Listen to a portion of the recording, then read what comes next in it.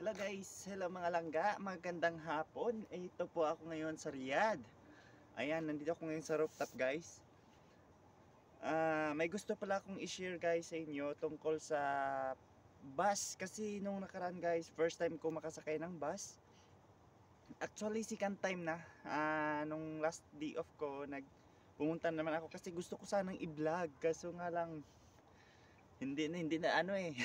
Hindi ako naka-video ng maayos, kaya hindi ko na-edit. Nung first time ko magsakay ng bus, yung may bus dito na ano, yung tawag dito, yung pang public. Nung first time ko, hindi ko pa alam na hindi pala tumatanggap ng cash. Nagdala ako ng pera na cash, tapos wala akong card, wala akong ATM, wala lahat. Yun pala, ano pala yun, pwede yung ATM or card na nasa bus, sa station bus, yun pala yun.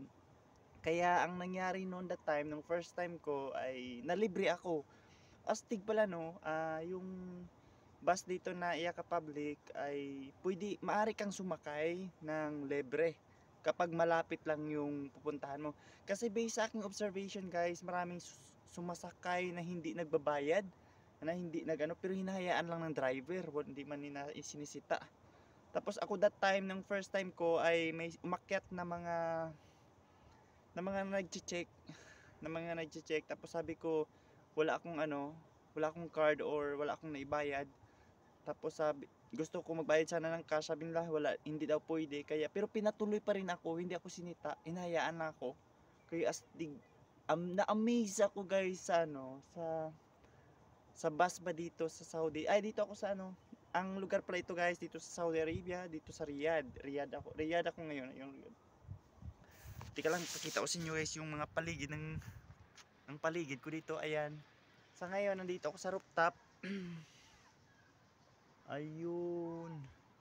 Actually guys, yung tinutukoy ko na bus is kahit gaano man kalapit o kahit gaano kalayo ang iyong pupuntahan, ay only 4 reals lang ang iyong mababayaran. Astig no, di ba?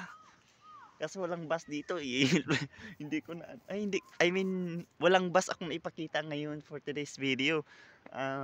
Lugar lang sa paligid ko. Kasi andito ako ngayon guys sa rooftop.